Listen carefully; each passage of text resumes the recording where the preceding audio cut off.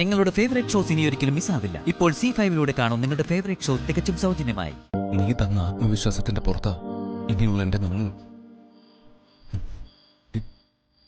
വിവാഹമായി വീട്ടുകാരൻ മുന്നോട്ട് പോട്ടെ. ഇനി ഞാൻ ഒരതൃപ്തിയും കാണിക്കുന്നില്ല. എന്തിനു നിന്ന് കൊടുക്കാനാ ഞാനിപ്പോ തീരുമാനിച്ചിരിക്കുന്നത്. വിവാഹത്തിന് മുമ്പ് ചേച്ചിക്ക് നടന്നു തുടങ്ങാൻ കഴിയുന്ന പ്രതീക്ഷ എനിക്കുണ്ട്.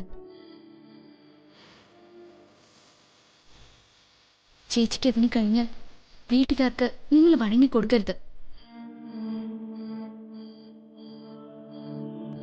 ഈ നിമിഷവും സ്വാതിയെ സ്വീകരിക്കാൻ ഞാൻ തയ്യാറാവുന്ന കാര്യം മറന്നുകൊണ്ടാണോ ലച്ചു സംസാരിക്കുന്നത്?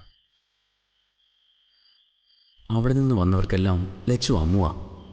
പിന്നെന്താ ഇയാൾ മാത്രം ലച്ചു എന്ന് വിളിക്കുന്നേ? ഞാൻ ഉദ്ദേശിച്ചത് ചേച്ചിക്ക് ഈ സമയം കൊണ്ട് ഓടി നടക്കാനൊന്നും കഴിയില്ല. ചേച്ചി പൂർണ്ണമായും ഭേദപ്പെടാൻ പിന്നെയും സമയമെടുത്തെന്ന് വരും. പക്ഷേ വിവാഹം നടക്കാൻ പാടില്ല. അങ്ങനൊരു മനസ്സ് ലച്ചുവാ സ്വാതിയിൽ ഉണ്ടാക്കിയെടുക്കേണ്ടത്. സ്വാതി രക്ഷപ്പെട്ടെന്ന് പറഞ്ഞ വീട്ടുകാർ സഞ്ജനെ സ്വീകരിക്കാൻ എന്നോട് പറയില്ല.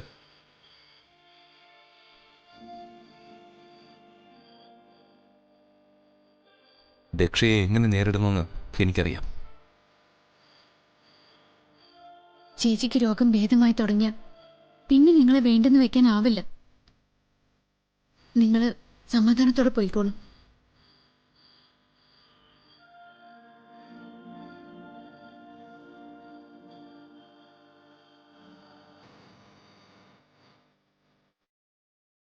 ചെയ്ത സഹായങ്ങൾക്കൊന്നും പകരം ചോദിക്കാൻ പാടില്ലെന്ന് എനിക്കറിയാം.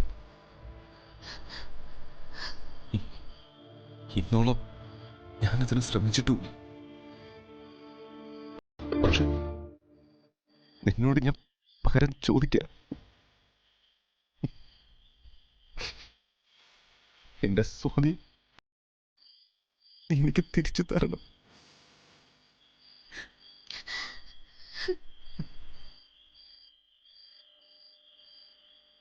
എന്റെ വിധി വിവാഹ ദിവസം തിരിച്ചു എഴുതും.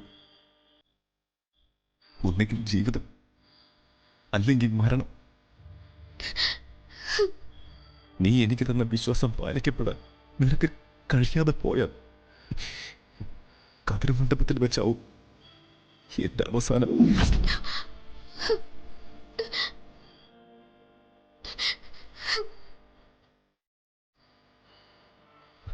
ആ കതിർമണ്ഡപത്തിലേക്ക് സ്വാതിയുമായിട്ട് നീ വന്ന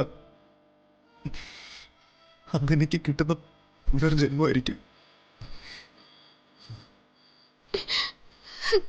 ഇതിൽ കൂടുതലൊന്നും എനിക്ക് നിന്നോട് പറയാനില്ല.